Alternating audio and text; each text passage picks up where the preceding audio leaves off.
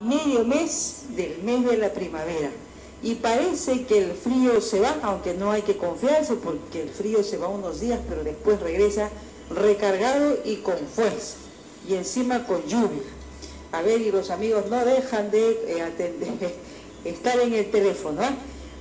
Estamos al aire, a ver.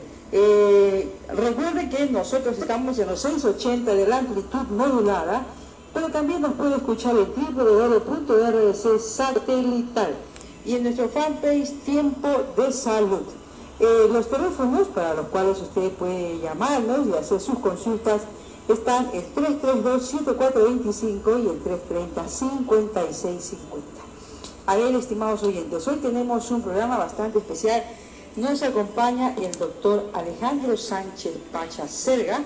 Él es un geriatra con amplia trayectoria, con amplia experiencia, y esta mañana nos va a conversar sobre los cuidados que hay que tener con los adultos mayores en casa. ¿Cómo está, doctor Sánchez? Buenos días, bienvenido, gracias por su tiempo. Muy buenos días a todos los escuchas del programa Tiempo de Salud. Estamos aquí dándole la bienvenida para esta entrevista. Espero sea provechosa para todos los oyentes de la radio. De todas maneras, doctor, yo aquí he estado indagando alguna información sobre usted. Es una persona con amplia trayectoria.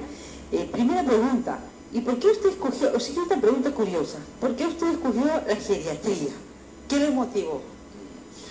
Bueno, como todo en la vida, a veces suceden casualidades. Y dentro de esas casualidades, mi primer trabajo fue en un programa que se llama Programa de Atención Domiciliaria, muy conocido, ¿no? Padomi. El famoso Padomi. Ya. Eso fue allá por el año 98, en Salud. Entonces, empecé como médico de triaje telefónico.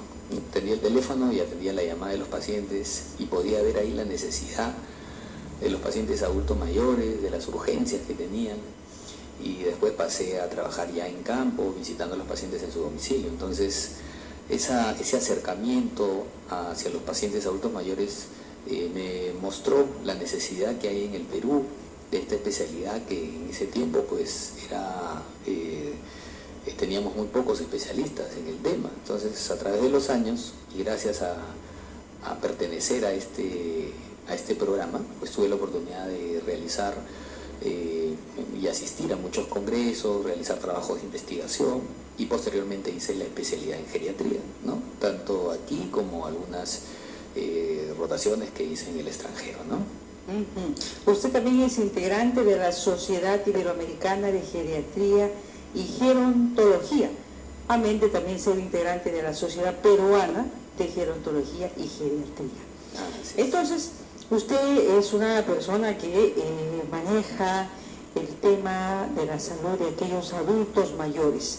A partir de 65 años ya una persona está dentro del rubro adultos mayores.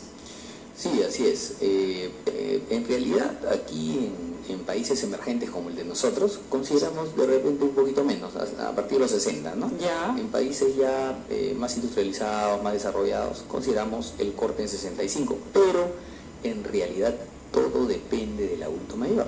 Hay pacientes, las condiciones. Exacto. Hay pacientes que, por ejemplo, pueden tener hasta 70 años y no requieren que nosotros los visitemos, simplemente un control.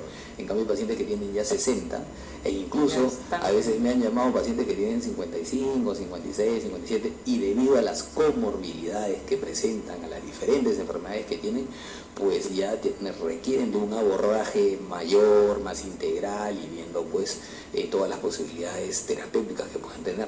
Claro. Nosotros aquí en Tiempo de Salud, doctor, siempre estamos procurando la prevención, ¿no?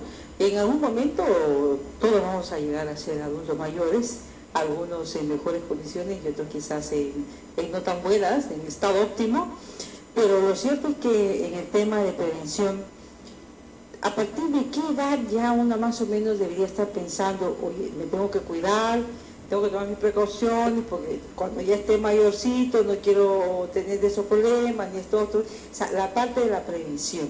¿A partir de qué edad? ¿De toda la vida? ¿De los 30, de los 40, de los 50?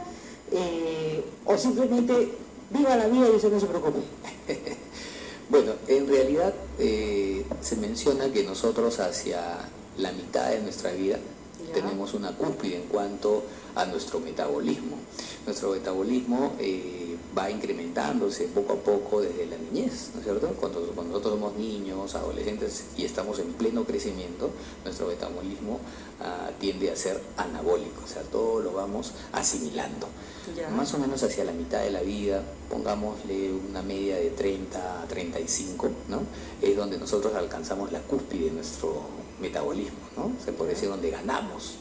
Por ejemplo, las mujeres hacia los 30 y 35 años es donde alcanzan su mayor osificación, el mayor porcentaje de masa ósea lo logran en ese punto. ¿Todavía a los 35, doctor? Así es, recién a los 35 ganan la mayor densidad mineral ósea. A partir de los entre 30 y 35, dependiendo de cada persona, porque depende de factores genéticos, ¿no? De hábitos de vida, como es importante, a partir de ahí viene un decline. Ahora, la declinación no es que sea inmediata, sino es a partir de los años, ¿no es cierto? La declinación es en décadas, ¿no? Vamos a hablar de 2, 3, 4 décadas más. Viene la declinación, que es lenta, no es que sea algo abrupto.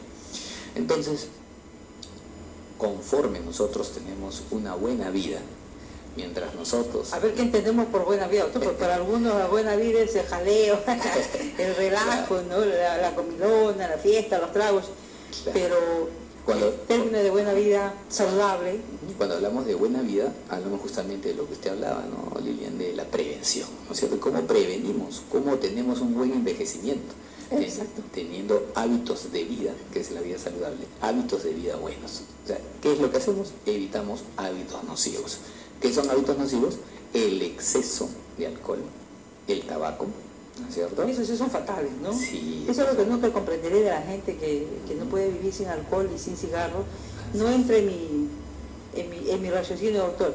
Pero hay mucha gente que a veces en estas edades, cuando usted dice, cuando ya estamos dando la vuelta a la esquina, ¿no? Más bien se acentúan esas costumbres, esos vicios, o a veces manillas, ¿no? De estar con un cigarro ahí en la mano, creo que es más una cuestión psicológica en algunos casos, ¿no? ¿Qué tanto daño hacen el cigarro y el alcohol? Bueno, por ejemplo, una de las especializaciones que hice fue en demencia, ¿no? En demencia. Así es, hice una especialización en Colombia, abordé mucho el tema de la demencia, que en nuestro medio un 50% es una demencia tipo Alzheimer, ¿no? Y el otro 50% es una demencia neurodegenerativa, a veces adquiridas, ¿no? Entonces el alcohol, por ejemplo, y el tabaco actúan excesivamente de forma muy dañina contra las células principales de nuestro sistema nervioso central, que son las neuronas, ¿no es cierto? Nuestro cerebro. Así es. Disculpe que le interrumpa una curiosidad, doctor. Muchos tenemos el concepto de que las neuronas no sé, o sea, que venimos con un número de neuronas y una vez que alcanzan su maduración, si es que se nos mueren, de hecho algunas se nos mueren, pero obviamente si hay factores que inciden que se mueran más de la cuenta, estas, o sea, no se reproducen, ya no hay más, o eso ya se revertió, sí se regeneran las células, digamos que si se me mueren 10, al tiro se me van a reponer otras 10. ¿Cómo es el tema ahí del cerebro para poder comprender, que la gente comprenda que quizás esto es irreversible o no es irreversible? ¿Cómo es el asunto? Lamentablemente, por el momento, la ciencia todavía no ha llegado a tanto. Ya. Y las células neuronales pues no son regenerables, no se autogeneran, como por ejemplo las células del hígado, ¿no? O sea, las células del hígado, los hepatocitos, sí se pueden regenerar, ¿no es cierto? Ajá. Pero por ejemplo las células neuronales, que son el eje de todos nuestros pensamientos, nuestros movimientos, nuestros reflejos autónomos y no autónomos, ¿no? Neurovegetativos, pues lamentablemente no se regeneran, y el alcohol lamentablemente actúa sobre el sistema nervioso central, deteriorando las neuronas, ¿no? Las hace inestables y poco a poco se envejecen más rápido de lo que deberían, y lamentablemente vamos perdiendo neuronas con el exceso, ¿no? Los excesos de alcohol y de tabaco. Por eso, dentro de los hábitos, a lo que íbamos en prevención, dentro de los hábitos saludables, está el ejercicio. Entonces, una persona que realice ejercicio, y la recomendación está ya estandarizada a nivel mundial, nosotros debemos de hacer 30 minutos de ejercicio diarios en el adulto mayor.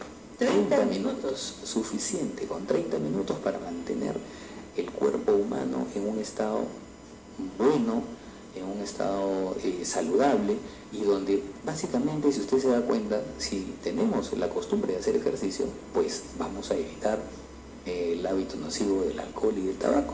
Ahora, doctor, siempre está, a veces hasta yo mismo me he hecho la pregunta, ¿no? Ejercicios. ¿Pero qué ejercicios? ¿Caminar, correr, trotar, quizá hacer esto, ¿cómo se llama? Los aeróbicos? ¿O qué cosa no, y qué no se debe hacer? Porque también hay ejercicios, sobre todo en la edad del adulto mayor, que vaya, ya no tienen el mismo training, el mismo ritmo, pero a veces algunos por querer, por pensar que no, este ejercicio me va a hacer bien porque por ahí alguien se lo dijo, y entonces pues termina con los calambres, que le den los músculos y todo lo demás. ¿Cuáles son los ejercicios más apropiados? Bueno, para empezar, lo primero es lo primero. Primero tenemos que realizar un chequeo, ¿no? A todos los adultos mayores, una evaluación que nos diga, y donde partimos nosotros y decimos, bueno, esta persona está en condiciones de realizar ejercicio físico, ¿no es cierto? ¿Y de qué manera? Entonces, lo ideal es realizar un acondicionamiento previo para realizar el ejercicio. Por ejemplo, si nosotros tenemos la posibilidad de caminar y de correr, vamos a ir incrementando la carga física poco a poco, paso a paso. No de golpe, ¿no? No de golpe los 30 minutos, ¿no? O sea, lo que yo digo es, los 30 minutos es a lo que debemos de llegar, pero debemos de iniciar con los minutos que sean de agrado y que sean de posibilidad para el paciente, ¿no? Hay pacientes que, por ejemplo, tienen problemas de artrosis, o de repente algún problema neurológico previo, Parkinson, muchas enfermedades que pueden ser limitantes. Entonces tenemos que hallar el ejercicio que sea posible, ¿no?, de realizar por el paciente. Por ejemplo, en la natación hemos visto ahora que hay muchas piscinas temperadas en muchos distritos. ¿Sí? Es una muy buena alternativa. ¿Así? ¿Aún con el frío, doctor? Son piscinas temperadas, donde sale el paciente con una toalla, pues ya no tiene ningún problema, y básicamente mejoran la circulación general, mejoran el aparato cardiovascular, tonifican el corazón y básicamente mejoran la función pulmonar, ¿no? Entonces es un ejercicio completo y donde no hay desgaste de articulaciones, como por ejemplo en la bicicleta, en el running, ¿no? Pero eso depende de las preferencias de cada individuo. Por eso nosotros en geriatría siempre trabajamos individualizando al paciente. Siempre hay que individualizar la atención con el paciente adulto mayor. Ya, entonces ya sabe, entonces nuestro oyente lo primero que tiene que tener en cuenta, y esto no solamente el mensaje es para los adultos mayores, sino también para aquellas personas, para aquellas familias que tienen un adulto mayor en casa y a veces no saben qué hacer, ¿no? Pero claro, tienen el concepto de que hay que hacer ejercicio, deben tener movimiento. Primero, una evaluación, ¿no? Te da una evaluación para ver cómo está pues su tonicidad, su fortaleza, lo que nos estaba diciendo acá el doctor Sánchez Pachas, para que a lo mejor lo ponemos a correr al abuelito y después al día siguiente no se puede parar. No tiene esos problemas. Entonces, una evaluación y sobre todo ir de manera ascendente, o sea, poco a poco. No hay que desesperarse tampoco y ya mañana te voy a hacer los 30 minutos de golpe y así a 100 por hora. No tiene que hacerlo a 100 por hora, ¿no? Tiene que más o menos tener un training, una capacidad tranquila, no excederse, porque qué complicaciones se le puede venir, porque yo conozco abuelitos, tengo de familia, que son muy hiperactivos, pues de 70, 78 años, pero va, viene, arregla, limpia, mueve, y está, yo lo 15 horas, pero ¿en qué momento paras? No te agitas, no te agotas, no te cansas. No, yo estoy muy bien. Al contrario, si no hago eso, me estreso. Yo digo, ¿y por qué no pruebas haciendo una terapia de ejercicios, no? A lo mejor te puedes ir con un grupo de amigos y haces ejercicio, caminas. No, eso es para viejos. Yo estoy bien. Yo hago mi vida normal, no necesito más ejercicio porque hago mi vida normal. ¿Qué se entiende por eso? Porque hay abuelitos hiperactivos, como hay otros que también ya no tienen el mismo training, ¿no? ¿Qué hacer en ese caso? A veces muchos abuelitos dicen, como yo estoy haciendo mi vida normal, yo no necesito hacer ejercicio. ¿Se puede suplir el jaleo de la vida diaria, del día a día, por el ejercicio que es necesario de la media hora? Definitivamente no. Cuando nosotros hablamos de las actividades de la vida diaria, son las actividades a las que nosotros y nuestro cuerpo están acostumbrados a realizar en el día a día. Cuando nosotros hablamos de estos 30 minutos, son 30 minutos exclusivos de ejercicio físico, donde nuestro gasto de calorías, que es en el sub y baja, en el ir a comprar, en el ir a visitar a un familiar, pues se nos van, obviamente van a hacer ejercicio, porque van a subir escaleras, van a caminar, van a tomar el bus, los que tienen la posibilidad de hacerlo, pero en realidad no hay un ejercicio continuo. Cuando nosotros hablamos de ejercicio es cuando nosotros aumentamos nuestra frecuencia cardíaca por encima de 80 latidos por minuto, ¿no? Entonces hay parámetros donde nos dicen, bueno, ok, tú estás en 80, pero por ejemplo, cada 5 minutos o cada 3 minutos podemos nosotros fácilmente, al tocarnos la carótida, ¿no?, o el pulso radial, saber en cuánta frecuencia tenemos, porque también hay que tener cuidado en excedernos en cuanto a nuestro rendimiento físico. Si nosotros, por ejemplo, estamos por encima de 130, 140 latidos por minuto en el paciente adulto mayor, viendo el basal, o sea, cómo estaba previamente, hay que tener eso como tope, ¿no es cierto? No podemos excedernos de una cierta cantidad de latidos por minuto, ¿no? Normalmente es entre 60 y 80. Ya, eso digamos que ese es el rango ideal, normal, ¿no? Y puede elevarse, ¿no?, con el ejercicio hasta 120, 130, 140, dependiendo de la evaluación previa del paciente, porque todos los pacientes tienen un basal, que es como son normales, ¿no es cierto? Entonces, dependiendo de eso, vamos a ver, porque ya el adulto mayor en muchos casos pues también tiene ciertas alteraciones cardiológicas que no limitan el ejercicio, pero sí hay que tener cierto cuidado, ¿no? Claro, por ejemplo, yo pregunto en aquellos que son hipertensos, ¿el ritmo del ejercicio es igual con su pastillita o hay que tener ahí más cuidado? Sí, el paciente con hipertensión arterial, por ejemplo, es un paciente que va a ser hipertenso siempre. Es un paciente que va a ser, una vez que se le declara la hipertensión, el paciente va a tener de compañía la hipertensión hasta el final de su vida. Pero no hay ninguna restricción en un paciente hipertenso en hacer ejercicios, ninguna. Más bien, el ejercicio disminuye la presión arterial. ¿Así? Así es, el ejercicio cuando se realiza en forma diaria, en forma habitual, poco a poco va disminuyendo la presión arterial y esto nos ayuda a veces en el tratamiento, ya que en vez de utilizar 3 fármacos que generalmente utilizamos para controlar la presión, podemos reducirlo a 2 y a veces hasta con un medicamento podemos controlar la presión cuando el paciente hace ejercicio continuamente. Hemos visto eso y está declarado en todas las guías médicas que el ejercicio pues ayuda mucho a la función cardiovascular y muchos pacientes se benefician realizándolo y bajando su presión. Muy bien, doctor. Ahora sí, ya son las 10:28, nos tenemos que ir a una pausa.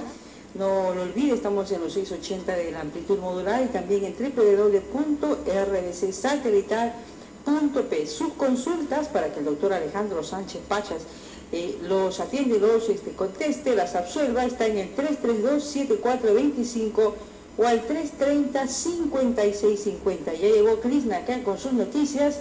Nosotros aquí ya nos vamos a una pausa y retornamos en breve. Vamos a la pausa, Néstor.